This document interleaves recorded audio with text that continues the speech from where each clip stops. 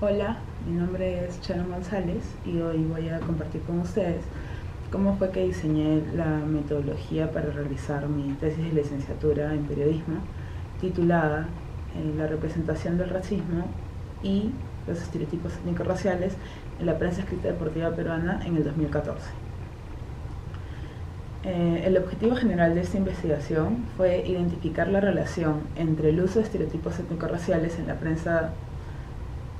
la práctica de la prensa deportiva peruana y la forma en que se representa el racismo en los artículos publicados en los diarios Depor y Libero sobre el caso de agresiones racistas hacia Pablo Tinga Fonseca en febrero del 2014. Entonces, este objetivo general fue dividido en dos objetivos específicos. El primero, identificar la estructura de la representación del racismo en el discurso de las noticias y de los periodistas de los diarios Depor y Libero en el caso del futbolista brasileño Paulo César Fonseca.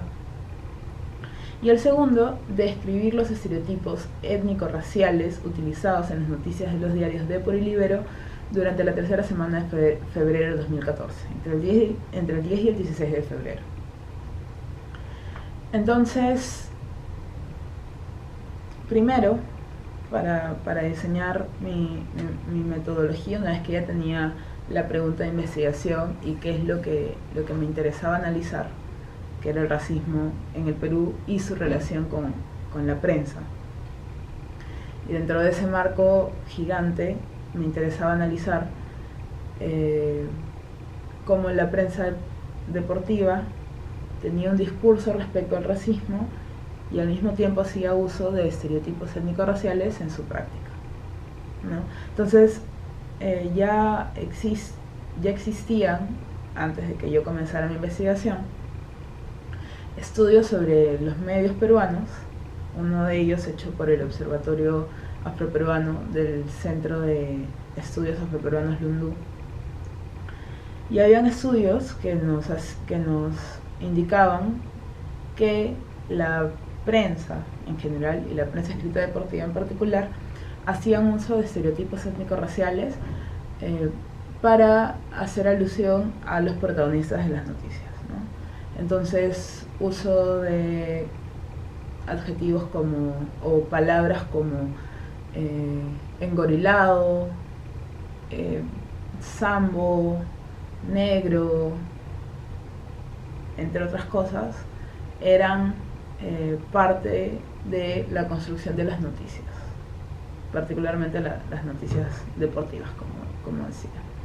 Entonces, a partir de este punto, me propuse hacer una revisión preliminar de los diarios deportivos y comencé por ir al archivo de la Biblioteca Nacional y revisar las noticias publicadas en torno a un evento específico, ¿no?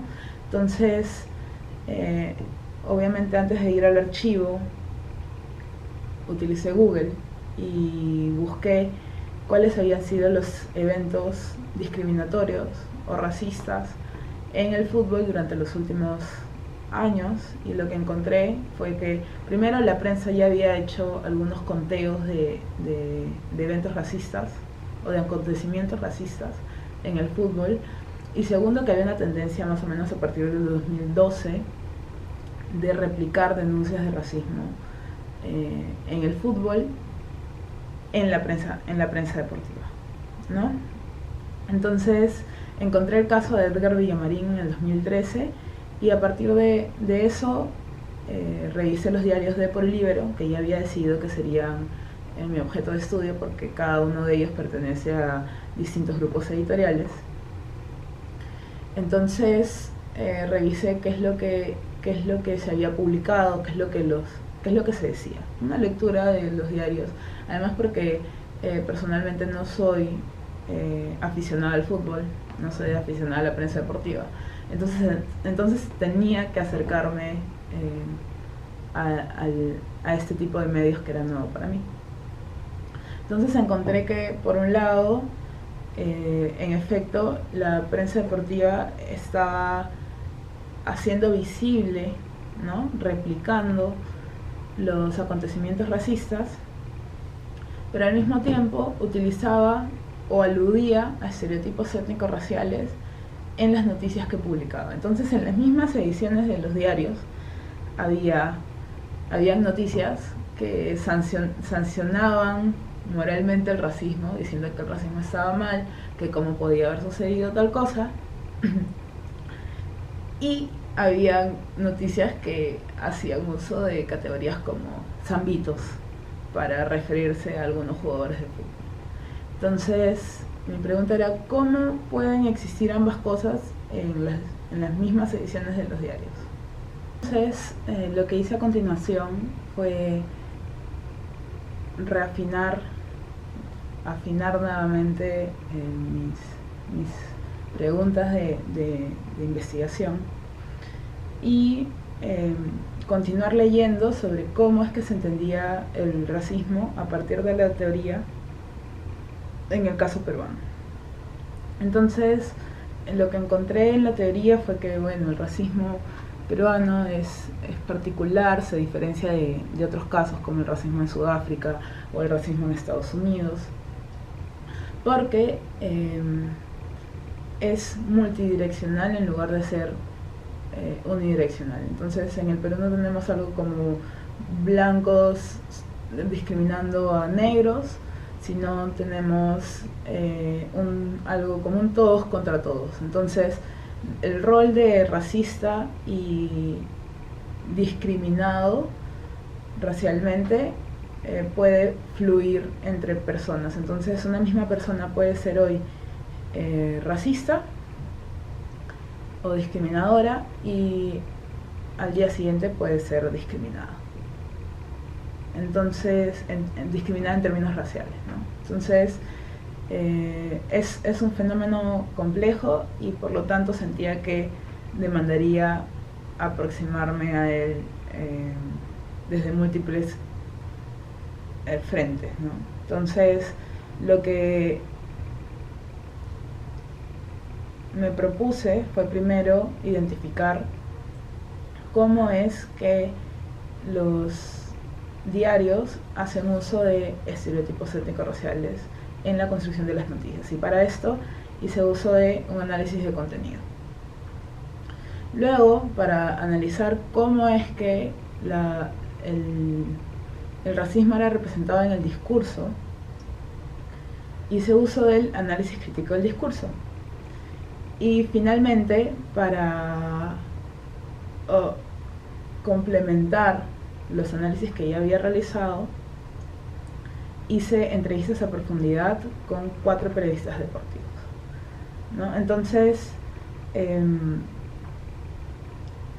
el análisis de contenido consistió en registrar adjetivos que hacían alusión a estereotipos étnico-raciales en las noticias publicadas entre el 10 y el 16 de febrero del 2014. Entonces, para esto inicié la lista de categorías con aquellas que devenían de la teoría.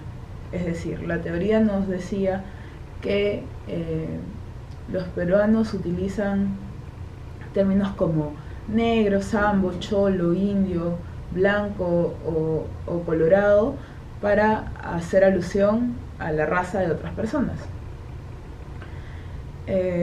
Sin embargo, la teoría también sobre análisis de contenido de estereotipos recomendaba mantener una lista flexible de categorías. Entonces, al mantener una lista flexible pudimos incorporar en nuestro análisis categorías como chipivo, por ejemplo, que no es una palabra que haya sido identificada por la teoría como utilizada en términos étnicos o raciales, pero sabemos que chipivo es un grupo étnico de la Amazonía y por lo tanto, si estaba siendo utilizado para describir a un jugador de fútbol, aunque no fuera pertinente para el fin de la noticia, consideramos que sí debía ser incluida en nuestro conteo, ¿no? Entonces, mantener esa lista flexible nos permitió encontrar 123 incidencias, es decir, 123 veces en las cuales los diarios de Políbero hacían uso de adjetivos alusivos a estereotipos étnico-raciales.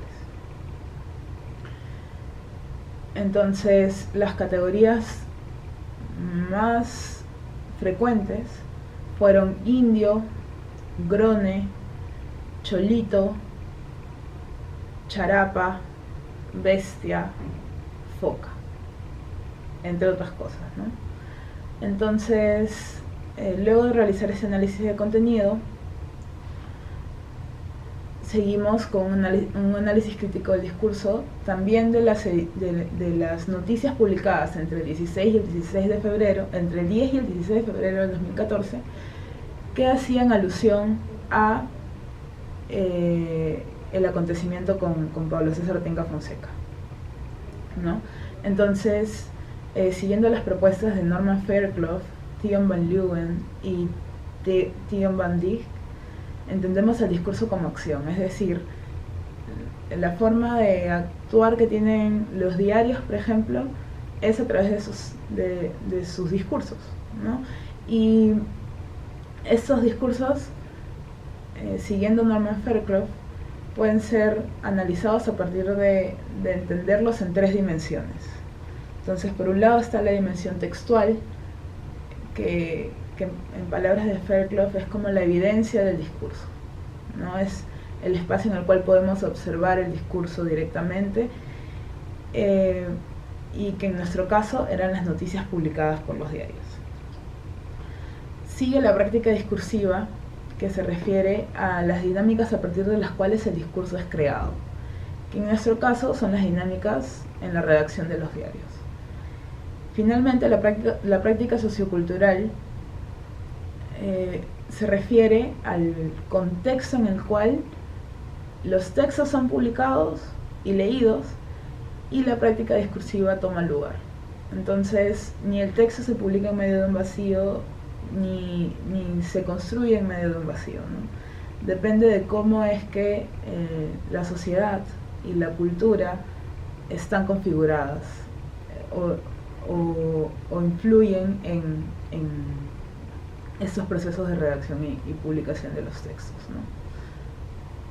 Un elemento importante para entender cómo esta metodología está planteada es que no me interesaba tanto encontrar cómo la prensa escrita deportiva es racista, sino cómo construye un discurso sobre el racismo en medio de esta coexistencia entre estereotipos étnico-raciales y la réplica de las denuncias de racismo.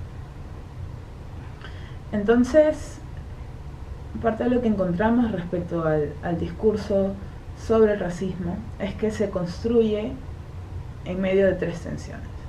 Primero, ¿qué es el racismo? Entonces, tan básico como la definición del mismo, la representación del racismo como un problema, una anécdota o una cuestión moral refleja el caos semántico sobre el tema que existe en el contexto peruano. Entonces, ahí es donde se configura o es más explícita esta tridimensionalidad del discurso, ¿no? Entonces, en los textos no leemos una definición del racismo, no se entiende exactamente de qué hablamos cuando hablamos de racismo.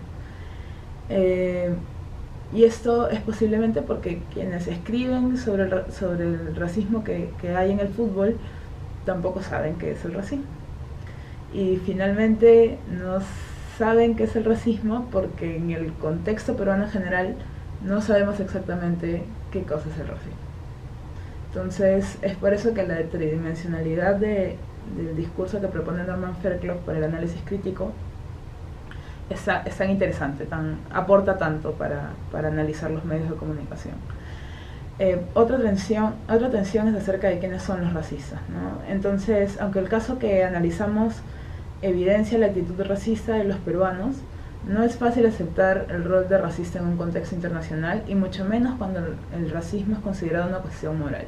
Entonces, si el racismo es considerado una cuestión moral, es mucho más difícil que las personas acepten, sí, pues somos racistas, ¿verdad? Entonces, esa es otra de las tensiones entre las cuales, es otra de las tensiones que podemos observar en el discurso de la prensa escrita deportiva. Y finalmente, ¿quiénes son las víctimas del racismo? Es otra de las preguntas que nos lleva a una tensión para hablar del racismo. Y es que identificar a las víctimas del racismo implica también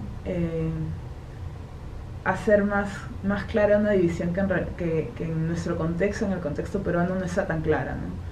Entonces, como había dicho antes, el rol de racista o víctima del racismo es fluctuante. Entonces, de igual forma, en los textos que analizamos, en las noticias que analizamos, no queda claro quiénes son las víctimas. Si las víctimas son, o si la víctima es Pablo César Tinga Fonseca, que recibió los gritos racistas durante el partido, o si es que las víctimas son Real Garcilaso y sus jugadores, que podrían ser sancionados por la Conmebol a partir del incidente racista, ¿no? Entonces, entre la naturalización, que en este caso es presentada por el uso de estereotipos étnico-raciales en la prensa deportiva, y la visibilización del racismo, que en este caso es presentada por las noticias que replican la denuncia de racismo durante el partido entre Cruzeiro y Real Garcilaso, los afectados por la discriminación racial son representados de forma confusa. Entonces, estas son las tres tensiones a partir de las cuales se construye la representación del racismo en el discurso de la prensa escrita deportiva. Entonces, para complementar nuestra perspectiva respecto a la práctica discursiva de la prensa deportiva y para de alguna forma triangular lo que habíamos encontrado, o lo que había encontrado en el análisis de contenido respecto a los estereotipos étnico-raciales, realicé entrevistas a profundidad a 4 periodistas deportivos que trabajaron o trabajaban en el momento de la investigación en Depor y Libre. Es decir, 2 periodistas de cada uno de los diarios. Fueron entrevistas semiestructuradas sobre la labor periodística, los estereotipos étnico-raciales y el racismo peruano en general. Y también fueron anónimas porque nuestro análisis nos indicaba que el racismo es entendido como una cuestión moral y por lo tanto las personas podrían sentirse menos cómodas hablando sobre este tema si es que se iba a consignar su nombre y apellido, ¿no? Entonces consideramos hacer las entrevistas anónimas. Y entonces encontramos que en efecto el racismo era entendido como parte inherente del fútbol y de la prensa deportiva, porque esos objetivos que nosotros encontramos como alusivos a estereotipos étnico-raciales son en realidad parte de la cultura popular y del lenguaje coloquial que hacen los diarios para estar más cerca a su público objetivo. Entonces, evidentemente, las 3 técnicas de investigación puestas en diálogo nos permitieron encontrar sí que el racismo es representado en 3 tensiones, también que el racismo es despolitizado en el discurso y que en realidad el uso de estereotipos étnico-raciales no se contradice con la forma en la que es representado el racismo en la prensa escrita deportiva.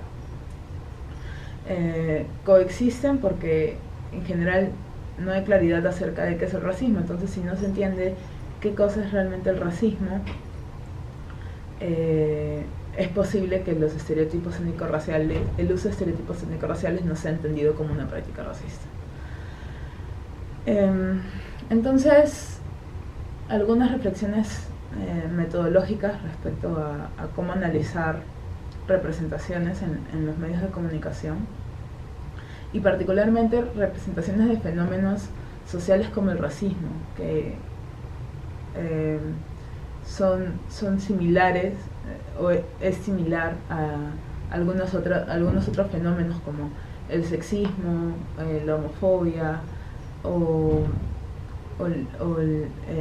el machismo, en el sentido de que están relacionados a categorías de opresión, categorías opresivas. Seleccionar distintas técnicas de investigación nos permite también abordar distintas expresiones de los fenómenos sociales que finalmente están interconectadas también. Entonces, los textos no están aislados de quienes lo producen ni del contexto en el cual son producidos. Entonces, me parece que la tridimensionalidad del discurso que Norman Fairclough propone no solamente es útil para hacer análisis crítico del discurso, sino también para entender cómo es que funcionan los medios de comunicación en general respecto a fenómenos sociales como el racismo, la xenofobia, el machismo, el sexismo o la homofobia, ¿no? entre otros fenómenos opresivos. Y bueno, espero que esas reflexiones metodológicas les sirvan para hacer sus investigaciones y que puedan licenciarse pronto. Gracias.